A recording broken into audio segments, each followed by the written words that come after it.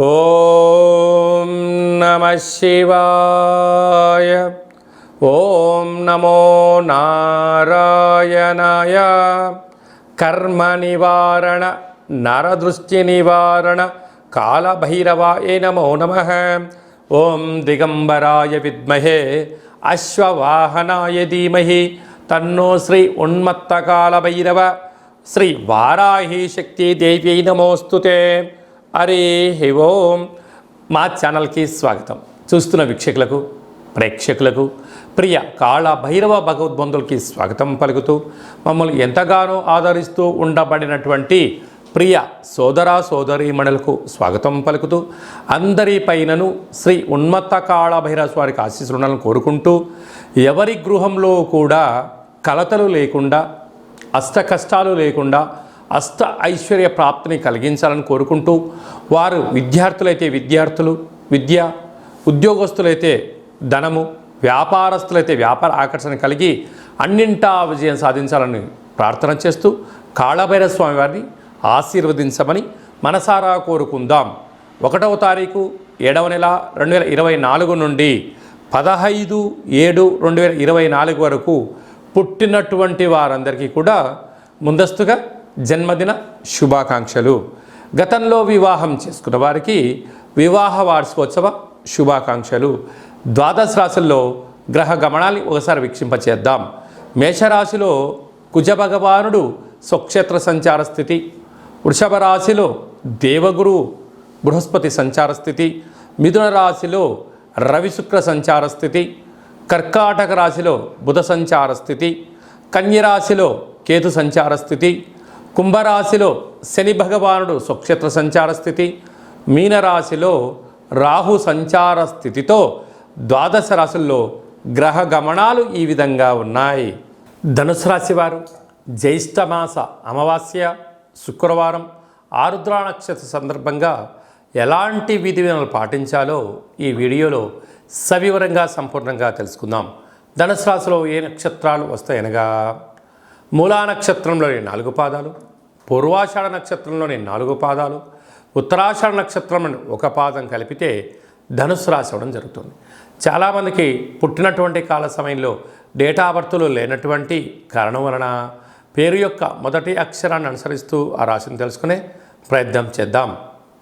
ఏ, యో, బా, బి, బు, ధా, బా, డా, బే అక్షరాల వారిని కూడా ధనుసు రాశి జాతకులే.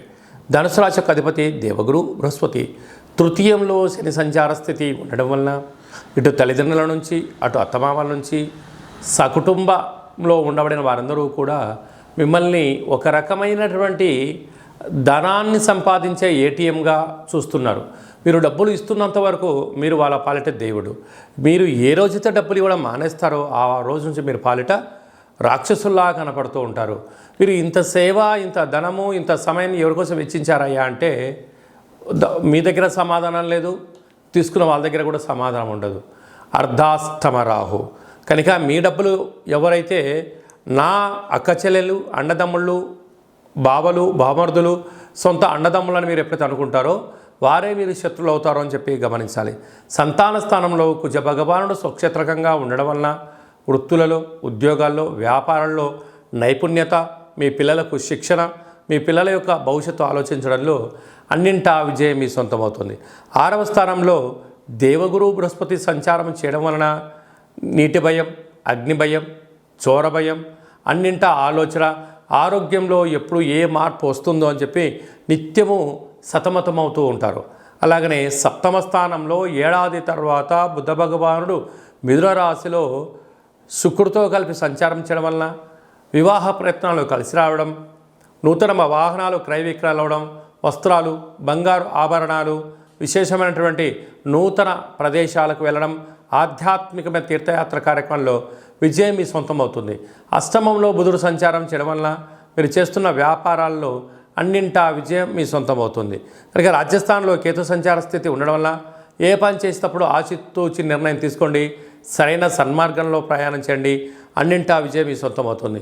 కనుక శుక్రవారం అమావాస్య ఆరుద్ర నక్షత్ర సందర్భంగా కళవు వెంకటనాయక అన్నట్లుగా వెంకటేశ్వర స్వామి వారికి ఒక తులసి మాల సమర్పించడం, లక్ష్మీదేవి అమ్మవారికి కుంకుమతో పసుపుతో పంచామృతాలతో అభిషేకం చేసుకోవడం, కాళభైరవ స్వామి వారి యొక్క దీపము, కూష్మాండ దీపము లేక నారికేళ దీపము, అలాగనే కాళభైరవ అష్టకాన్ని వినడం, హోమ కార్యక్రమం పాల్గొనడం, పక్షులకు కుక్కలకు ఆహారాన్ని దానం చేయడం, గోమాతలకు ఆహారం ఏర్పాటు చేయడం వలన మీకు మంచి కాలం ఉంటుందని చెప్పి గమనించాలి.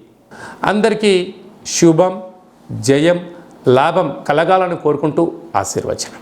ఓం శతమానం భవతి శతాయు పురుష సతేంద్రియ ఆయుష్యేవేంద్రియే ప్రతిష్టతి. ధనం ధాన్యం బహుపుత్రలాభం శత సంవత్సరం దీర్ఘమాయు. సర్వే జనా సుఖినో భవంతు.